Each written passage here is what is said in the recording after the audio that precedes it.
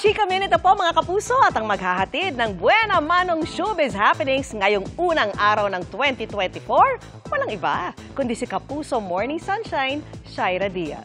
Shaira. Thank you, Miss Vicky!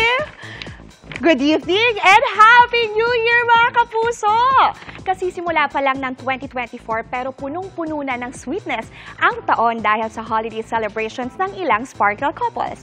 Alamin din natin ang kani-kanilang plans for this year. Makichika kay Lars Santiago.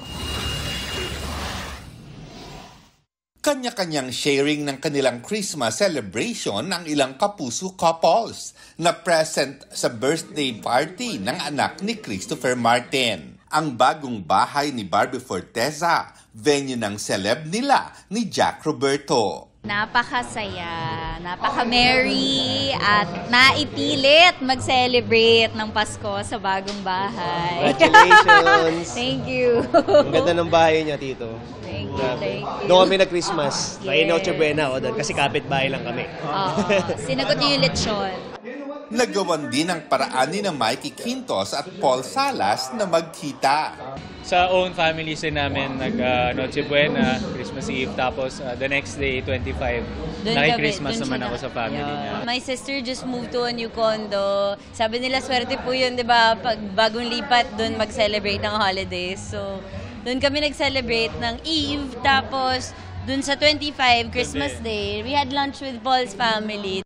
Nakalatag na rin ang mga plano ni na Barbie, Jack, Paul at Mikey for 2024. Definitely gonna start taping for Pulang Araw.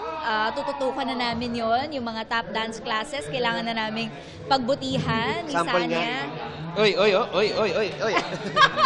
I-boost pa po yung business, yung skincare business ko po. And of course, syempre, looking forward for another good project po na ibibigay sa akin ng GMA. Tuloy-tuloy pa rin naman yung mga shows, yung Shining Inheritance ko sa work. Then, pwede na ba sabihin nyo, magko-comedy skit kami ni Mikey sa AOS. At ang kanilang New Year's resolutions, Try naman natin for 2024, wala akong New Year's resolution. Kumbaga walang expectations, walang just let it happen. Sa amin kasi, ayaw na lang namin planuhin, gusto na lang namin establish. Kung ano man yung mga na-realize ko nung 2023, gusto ko i-apply ng 2024. Ako bawas, siguro, gastos.